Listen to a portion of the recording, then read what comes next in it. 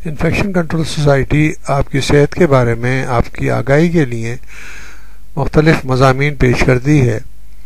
اس میں ہم آپ کو فنگس کے بارے میں کچھ بتائیں گے کہ فنگس کیا کیا بیماریاں پیدا کرتی ہیں، جو کہ خاص طور پر ہمارے جیسے معتدل موسم میں فنگس جو ہے بہت زیادہ تعداد میں ہمارے جسم کے اوپر اثر انداز ہو کر بیماریاں پیدا کرتی ہے اور اسکن انفیکشن ہو جاتے ہیں اور بالوں اور ناخنوں میں انفیکشن ہو جاتے ہیں اور ہر فرد کو اس کا سامنا کرنا پڑتا ہے۔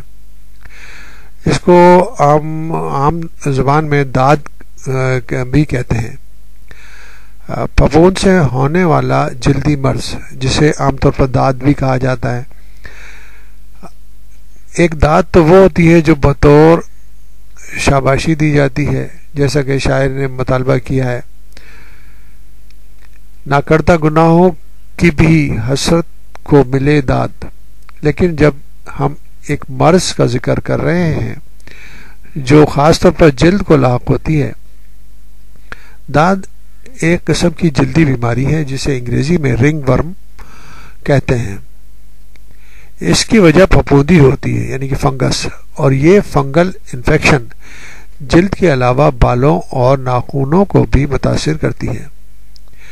بیماری کا انگریزی نام رنگ ورم سن کر عموماً ذہن کسی گول کیڑے کی طرف جاتا ہے، لیکن اس مرض میں کسی کیڑے کا کوئی دخل نہیں۔ طب میں اس انفیکشن کے لیے ٹینیا کی اصطلاح استعمال کی جاتی ہے، جس کے ساتھ جسم کے متاثرہ حصے کو لاطینی لاحقہ جوڑ دیا گیا ہے، یعنی ٹینیا پیڈس۔ پاؤں کے انفیکشن کے لیے ایتھلیٹس فوٹ، ٹینیا کارپورس جسم کے انفیکشن کے لیے، اور ٹینیا کیپٹس سر کے انفیکشن کے لیے استعمال کیا جاتا ہے۔ جیسا کہ بتایا جا چکا ہے کہ داد ایک قسم کا فنگل انفیکشن ہے اور مخصوص قسم کے پھپھوند یعنی کہ ڈرمیٹوفائٹس جسے کہتے ہیں اس کا سبب ہوتی ہے۔ اس پھپھوند کے تولیدی خلیے یعنی کہ اسپورز کسی دوسرے شخص سے، مٹی سے، پالتو جانور یا گھریلو چیزوں سے منتقل ہو سکتے ہیں۔ داد سے کوئی بھی متاثر ہو سکتا ہے، لیکن جسم کی بیماریوں سے مقابلہ کرنے کی دفاعی لائن اگر کمزور ہو، مثلا جلد پر اگر کسی چیز سے رگڑ لگ گئی ہو یا خراش آ گئی ہو، تو وہاں سے یہ فنگس پھپھوند کے تولیدی خلیے یعنی کہ اسپورس جلد کے اندر حملہ آور ہو سکتے ہیں۔ پاؤں میں داد کی شکایت ایتھلیٹس فوٹ کی وجہ وہ پسینہ ہوتا ہے جو پاؤں کی انگلیوں کے درمیانی حصے کو مسلسل اتنا گیلا رکھتا ہے کہ خوردبینی یعنی کہ مائکروسکوپک اجسام کو جلد میں سرایت کرنے کا موقع مل جاتا ہے۔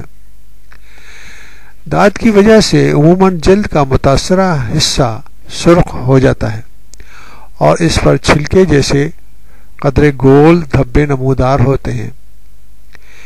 اس دھبے کے کنارے ابھرے ہوئے ہوتے ہیں۔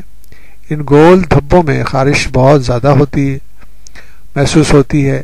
داد اگر کھوپڑی کی کھال کو متاثر کرے تو ان گول دھبوں کے اندر کی بال جھڑ جاتے ہیں، جس کے نتیجے میں سر میں جگہ جگہ گول گنج پن نمایاں ہو جاتا ہے۔